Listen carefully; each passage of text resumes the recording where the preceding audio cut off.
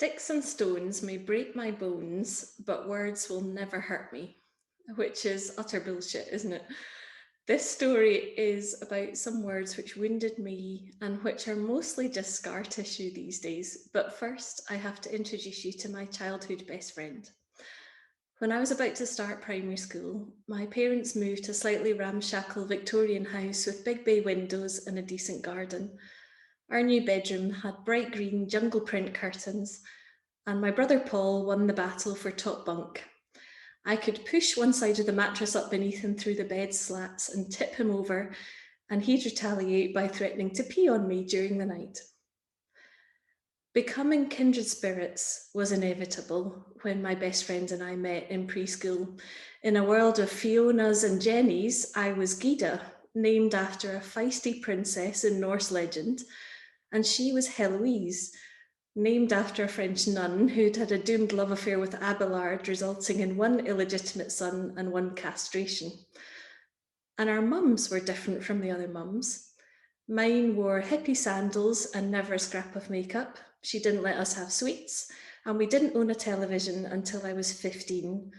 And hers was quite literally an exiled Swiss countess.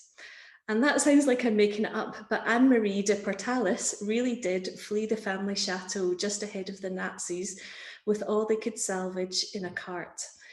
So we were pretty exotic. They lived in Garden Cottage, surrounded by woods, with amazing trees for den building, a burn to paddle in, and a heady carpet of bluebells in the spring. She had a pony, Jasper, the elderly black Labrador, kittens in a basket beside the aga, and an old barn stacked with hay bales that we climbed on until our sneezing and itching drove us out. The smell of warm hay and dust would linger on our skin all afternoon. Heloise was the pretty one, with creamy white skin, a cute little nose that was much sweeter than mine, and ice blue eyes she inherited from her dad George, a quiet man who often seemed overshadowed by his wife. I was terrified of Heloise's mum. She was statuesque, straightforward, and incredibly un-Scottish. Once she asked me what I wanted to drink, and I was so scared that I couldn't bring to mind a single liquid that a human being might ever drink. And she stared at me as you would a newly discovered species of some sort and just waited until I managed to stammer out, "Water's fine." And she once told my mum, "Janice, you are looking very strong around the middle." And we all knew she meant fat. One of the benefits of my exotic friend, apart from the ponies and the tree houses, was the food. We were pretty much meat and two veg kind of people in Glasgow in the 80s.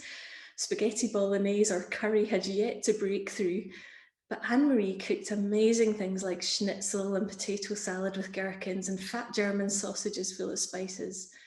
Every meal ended with a big bowl of green salad dressed with their family secret recipe vinaigrette. And when I got married, Heloise gave me a salad bowl and the recipe sealed in an envelope marked top secret.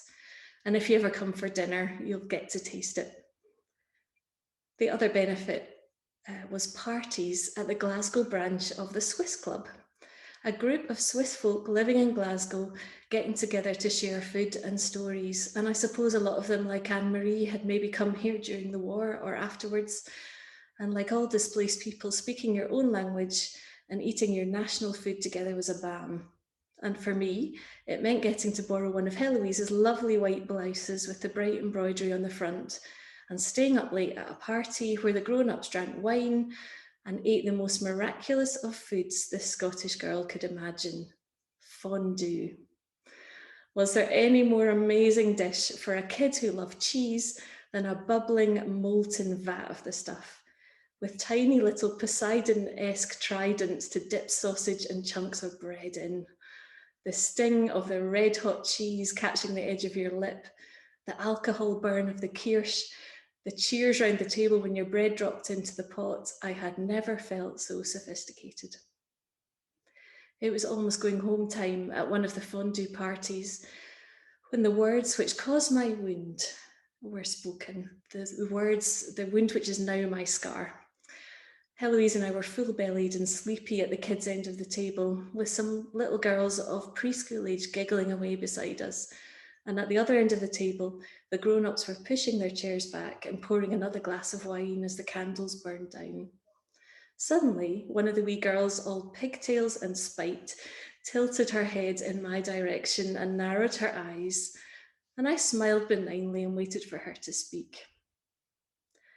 "Why are you so ugly?" she asked. Now, she had neither a stick nor a stone, but she might as well have had. The weight of her words was like a blow to the stomach, and I lost my breath, completely winded. And I could cry now at the memory, but there were no tears in the moment because I knew she was right, because kids are notoriously honest, aren't they?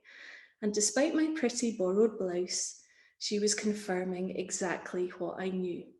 My freckly nose was too long and too pointy, not a cute button at all. My eyebrows were bushy, my hair was frizzy, and the orthodontic work, which would straighten out my snaggle teeth, wouldn't begin for another couple of years. I had the beginnings of acne, my chin was too small, and my eyes were nowhere near as blue as Heloise's. I was ugly. Now, bear in mind those messages that teenage girls hear, even back in the 80s, the most important thing, gleaned from every movie and every teenage magazine we saw, not to mention insidious church teaching about a woman's place and value in the world, was to be winsome and attractive. And in all the books I loved, beauty was the secret of significance. Galadriel's power was in being as beautiful and terrible as the dawn. Susan was the pretty one of the Pevensey kids, and even Meg Murray in A Wrinkle in Time, who I adored for her cleverness and power, turned out to be secretly gorgeous when she took off her glasses, and I've never quite forgiven Madeleine L'Engle for that betrayal. So the converse was true. Being ugly meant that you were insignificant, which meant unlovable, which meant invisible, alone, and worthless. That's a wee bit dramatic, I know, but I was quite a sensitive teenager. I wonder what that little girl went home and did. I suspect she thought nothing of it at all, tucked up in her bed in her floral PJs, with kisses on her forehead flavoured with wine and schnapps, but I went home and cried. And in the red-covered notebook I hid under my mattress, I wrote that I was so ugly that I wanted to die. And I wish that the end of the story was that I transformed from ugly duckling into a swan, like some kind of rom-com montage, or that I grew a thick skin, or that my self-esteem held me afloat over the teenage years to come, but that would be a lie.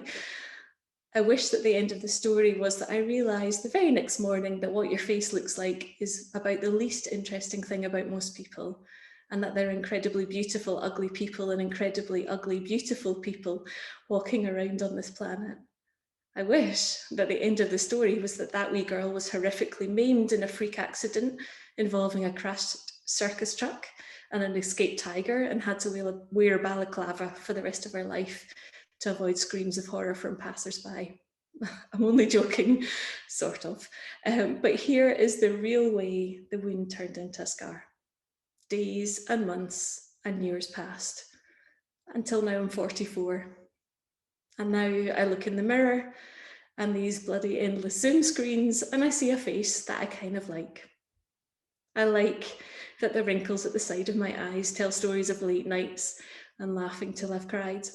I like that my lips, though not fashionably pouty, have kissed baby's toes and friends' cheeks and the peace-loving beardy guy I share my life with. I like that my freckles have been gathered on beaches on Scottish islands, and I like that the kids named the weird mole in front of my left ear Bob. I like that I've had the grace of living long enough to realise that whatever my face looks like, it is all a gift, and it's all beautiful, even the scars.